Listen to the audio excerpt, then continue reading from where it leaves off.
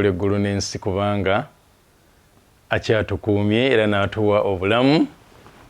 Naye ate naawe njagala nnyo okubeera nga nkwebaza gwe abadde ajja ng'ogoberera emisomo gino gyonna okuva lwe twatandika. Omusomo guli gumu naye nga gulimu ebitundu ebiwera.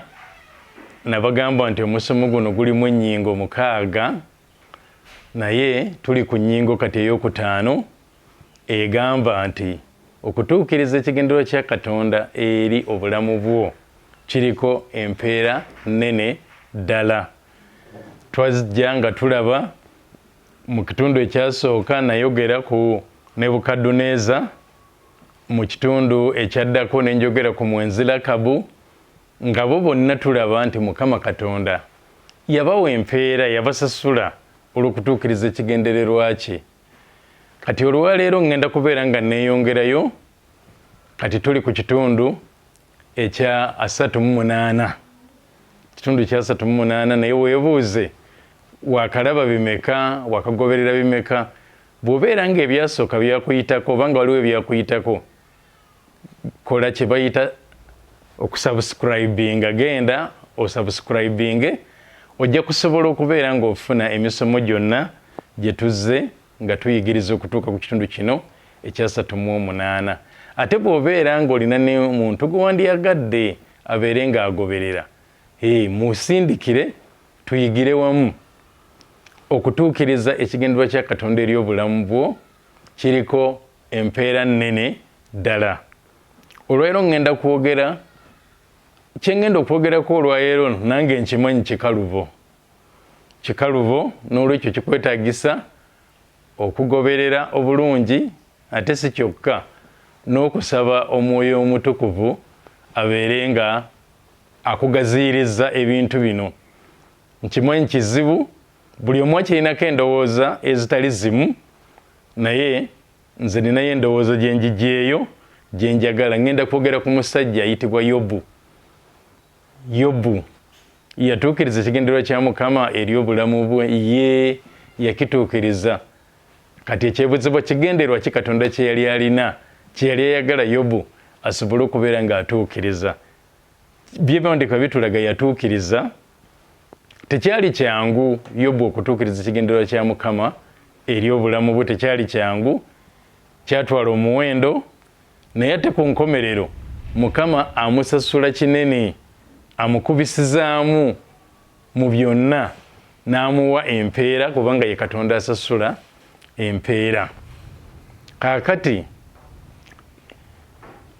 Mukama Katonda waffe tuli bantu be, tuli bitonde bye, era nga lumu bwe nayogerako ne ŋŋamba nti bannassaayansi bwe babeera nga bakola bye bakola, nga baagala okubeerako kye baprovinga, kye balaga abantu nti kino kye tukoze, oba ddagala ng'eryo nga baagala okulaga nti tuzuddeyo eddagala bwe riti, bwe baba bakola bye bakola, bakozesa emmese, bakozesa obumyu, basobola okukozesa enkima n'ebintu ebirala byonna bye basobola okugezezaako eddagala.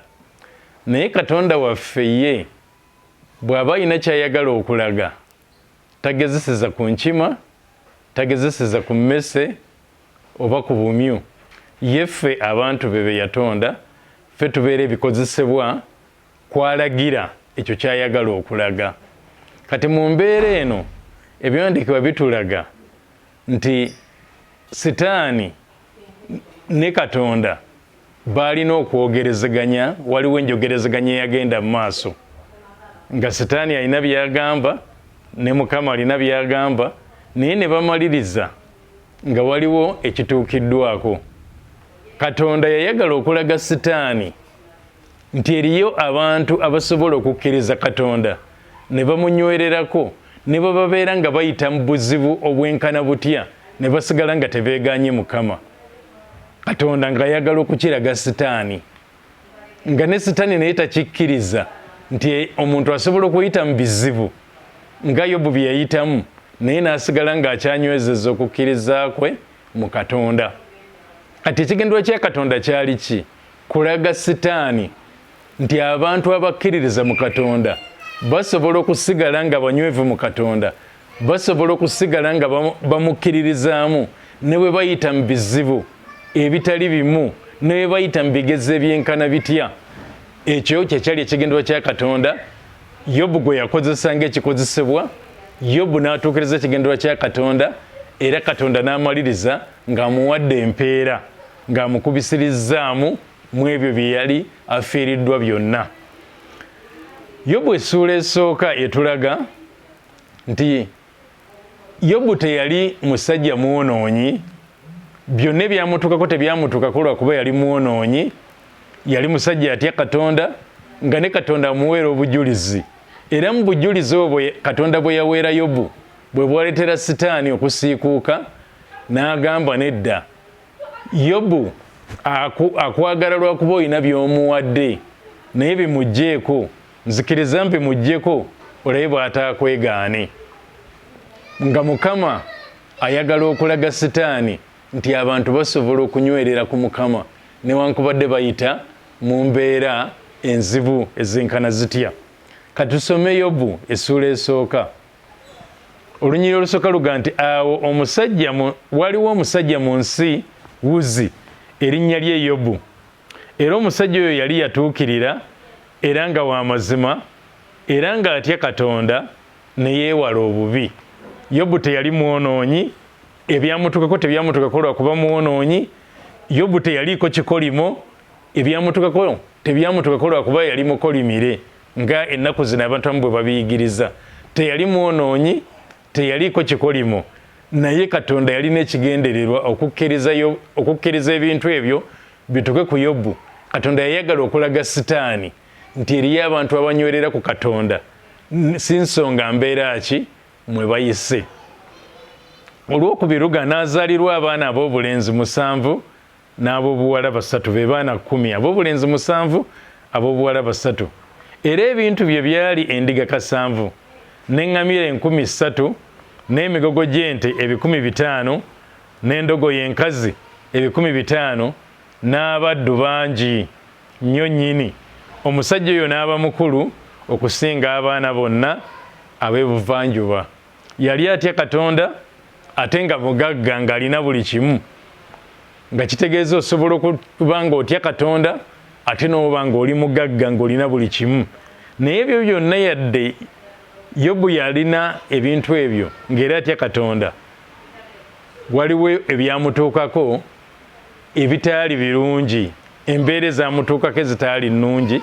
Naye mbagambye nti si lwakuba yali mwonoonyi ate si lwakubeera nga yaliko ekikolimo, naye lwakubeera nga Katonda yali alina kyayagala okulaga Sitaani ku bikwatagana n'abantu abo babeera bamukkiriza. Olunyiriri olw'omukaaga Yobu essuula esooka lutuga nti awo olunaku lwali lumu abaana ba Katonda ne bajja okukiika mu maaso ga Mukama, ne Sitaani n'ajjira mu bo. Mukama n'agamba Sitaani nti ovaawa? Awo Sitaani n'addamu Mukama ng'ayogera nti nva kuddiŋŋana mu nsi n'okutambulatambula omwo eruuyi n'eruuyi. Olunyiriri olw'omunaana lutulaga ensonga eno nga bw'eri.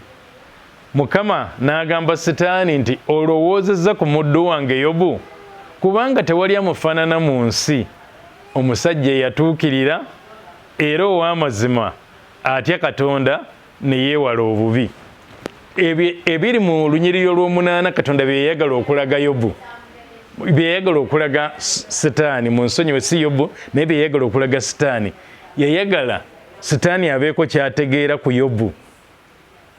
Olunyiriri olw'omunaana Mukama n'agamba Sitaani nti olowoozezza ku muddu wange Yobu, kubanga tewali amufaanana mu nsi, omusajja eyatuukirira era ow'amazima era atya Katonda ne yeewala obubi. Olw'omwenda Sitaani addamu. Awo Sitaani n'agamba Mukama n'ayogera nti Yobu atiira bwerere Katonda tomukomedde lukomera okumwetooloola ye n'ennyumba ye ne byonna by'alina enjuuyi zonna. Owadde omukisa omulimu gw'engalo ze n'ebintu bye byaze mu nsi. Naye kaakano golola omukono gwo okume ku byonna by'alina, kale alikwegaanira mu maaso go. Olw'ekkumi Mukama n'agamba Sitaani nti laba byonna by'alina biri mu mukono gwo, kyokka ku ye yennyini togolola mukono gwo. Awo Sitaani n'ava awali Mukama. Kati tumanye ebyaddawo.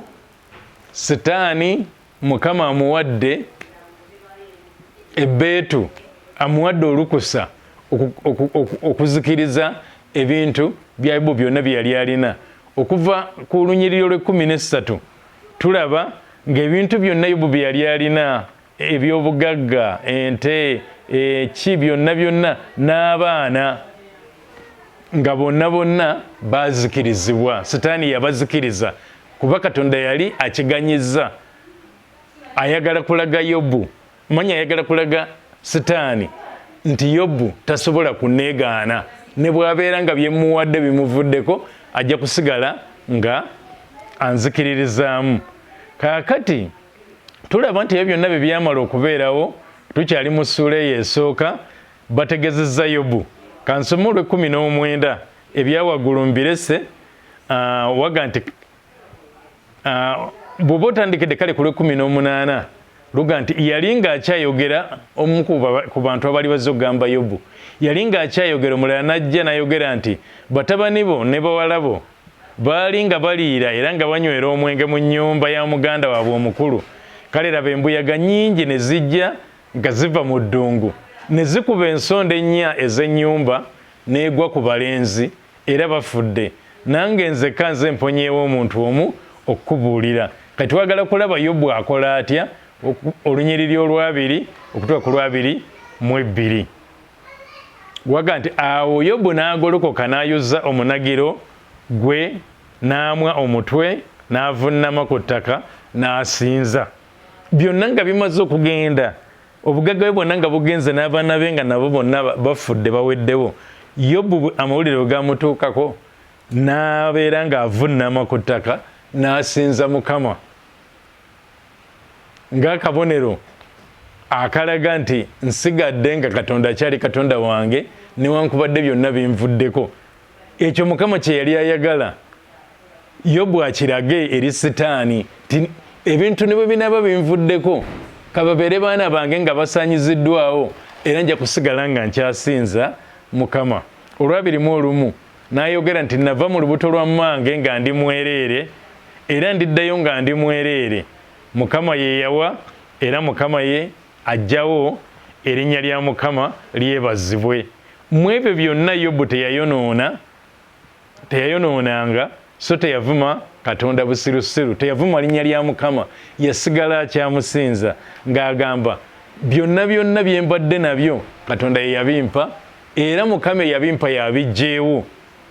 Oluusi twerabira nga tuli ku nsi kuno ebintu byenfunye neerabira nti Mukama yaba abimpadde. Kati bwe bimaliriza nga bivuddewo nenyiigira nnyo Mukama. Naye Yobu kyakulabirako gye tuli, era Katonda mu kukkiriza Yobu okuyita mu bye yayitamu yali agenderera naffe mu mirembe gyaffe. Tusome ekyafaayo kino, tusome bino ebyatuuka ku Yobu, tusobole okubeera nga tubaako kye tumuyigirako, naffe tubeere nga bwe tutuuka mu mbeera ezitali zimu, ezitali nnyangu, tusigala nga tukyanyweredde ku Mukama, tusigala nga tukyamukkiririzaamu. Kaakati ebyo byonna nga bimaze okubeerawo, tavumye Mukama. Mu ssuula ey'okubiri era tulaba nga waliwo okwogerezaganya, Sitaani ng'addamu okubeerako ne byayogerezaganya ne Mukama. Ssuula ey'okubiri kansome okuva ku lusooka okutuuka ku lwokusatu. Awo nate olunaku lwali lumu abaana ba Katonda ne bajja okukiika mu maaso ga Mukama, ne Sitaani naye n'ajjira mu bo okukiika mu maaso ga Mukama. Mukama n'agamba Sitaani nti ovaawa? N'addamu nti n'ayogera nti nva kuddiŋŋana mu nsi n'okutambula omwo wano na wali. Mukama n'agamba Sitaani nti olowooza ku musajja wange Yobu? kubanga tewali mu nsi amufaanana omusajja eyatuukirira nga Mukama akyenyumiririza ku Sitaani olw'omusajja we Yobu, akyenyumiririza ku Sitaani olw'omusajja we Yobu. Mukama n'agamba Sitaani nti ovaawa? Sitaani n'addamu Mukama ng'ayogera nti nva kuddiŋŋana mu nsi n'okutambula omwo wano ne wali. Mukama n'agamba Sitaani nti olowoozezza ku muddu wange Yobu, kubanga tewali amufaanana, omusajja eyatuukirira era ow'amazima atya Katonda ne yeewala obubi, era akyanywezezza obutayonoona bwe, newankubadde nga wasaakiriza gy'ali okumuzikiririza obwereere. Mukama agamba Sitaani nate nti Yobu akyanywezezza okukkiriza kwe, newankubadde nga wasaakiriza n'ozikiriza ebintu bye byonna, naye era Yobu akyanywereddeko. Kaakati olunyiriri olwokuna luga Sitaani n'addamu n'ayogera nti eddiba olw'eddiba weewaawo byonna omuntu by'alina alibiwaayo olw'obulamu bwe, naye kaakano golola omukono gwo okume ku magumba ge ne ku mubiri gwe, era alikweganira mu maaso go. Mukama n'agamba Sitaani nti laba ali mu mukono gwo, kyokka mulekere obulamu. Olwo ku mulundi guno ogwokubiri Mukama Katonda awa Sitaani obuyinza ku mubiri gwa Yobu n'amulwaza nga Bayibuli bwetugamba, sijja kubeera nga ebyo byonna, naye olw'omusango luga Sitaani n'ava wali Mukama n'alwaza Yobu amayute amazibu okuva ku bigere bye munda okutuuka ku bwezinge bwe, n'ebyeyongerayo n'ebyeyongerayo.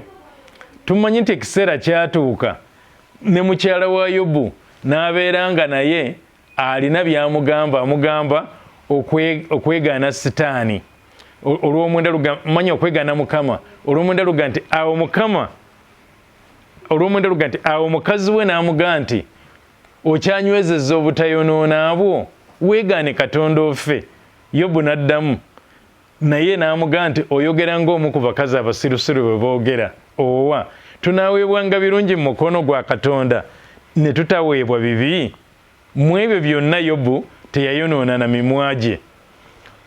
Okutandikira ku lunyiriri lw'11 tumanyi nti abasajja mikwano gya Yobu gye bajja gy'ali okubeera nga bamukubagiza mu ebyo byamutuukako, naye bamusanga mu mbeera mbi nnyo.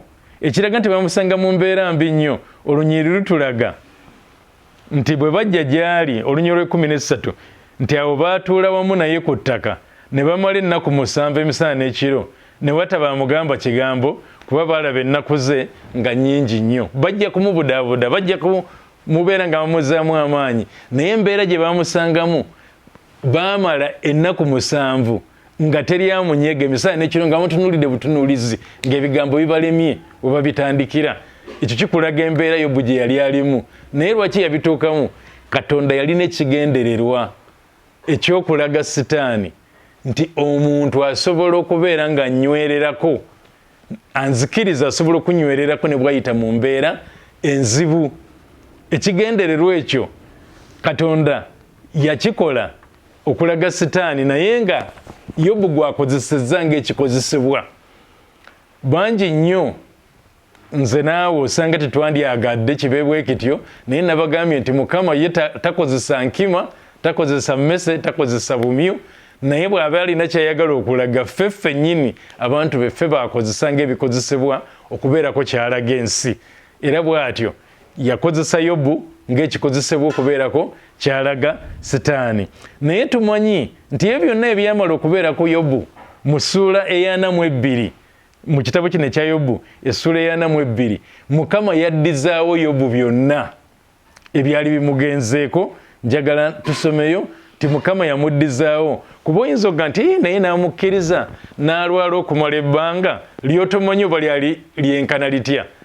Naye Mukama bye yamuddizaawo byali bingi nnyo, kasita yagumiikiriza ekigendero kya Mukama ne kituukirira okuyita mu ye, n'abeera nga amalirizza omulimu ogwo gw'okulaga Sitaani nti nnyweredde ku Mukama Katonda newankubadde embeera zimbaddeko. Bayibuli etulaga nti Mukama Katonda yamuddizaawo byonna nga bwe byali, n'abaana be n'abamuddiza, n'abaana be bonna nga bwe baali yabamuddiza, era ne kimaliriza nti ebintu byonna bye yali alina Mukama yabikubisaamu emirundi ebiri, n'abaana be n'abamuddiza, naye ate n'abeera ng'awangaala nnyo. Kansomeko awo kantandikire ku lw'12. Awo Mukama n'awa omukisa enkomerero ya Yobu okukira entandikwa ye, n'aba n'endiga 10 mu 14, n'eŋŋamira 6, n'emigongo gy'ente 100, n'endogoyi enkazi 100. Era yalina abaana ab'obulenzi 7 n'ab'obuwala 3. N'ow'olubereberye n'amutuuma erinnya lye Yemima, ow'okubiri erinnya lye Keziya, n'owokusatu erinnya lye Kerenkapuki. Awo mu nsi yonna ne watabaawo bakazi balungi okwenkana abawala ba Yobu. Kitaabwe n'abawa obusika mu baganda baabwe. Awo oluvannyuma lw'ebyo Yobu n'awangaala emyaka 140. Oluvannyuma nga biri bimaze okubeerawo byonna, Mukama awa Yobu emyaka mingi, emyaka 140, n'alaba batabani be n'abaana b'abatabani be ne bannakasatwe.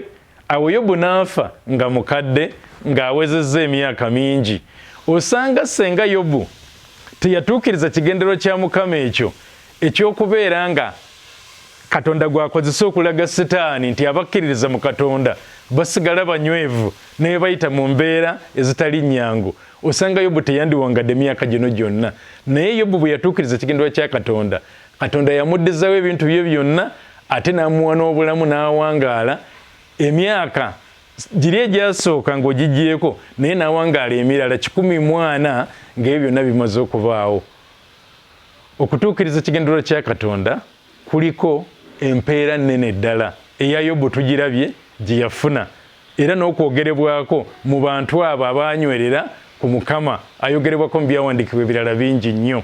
Tujja kwongera okubeera nga tulaba abo abatuukiriza kigendero kya Katonda ne Mukama omugabi w'empeera n'abeera nga abawa empeera, ng'era naawe nange bw'asobola okutuwa empeera mu kutuukiriza ekigendererwa kye ery'obulamu bwaffe. Mukama abeere nammwe, abakole bulungi. Amiina era amiina.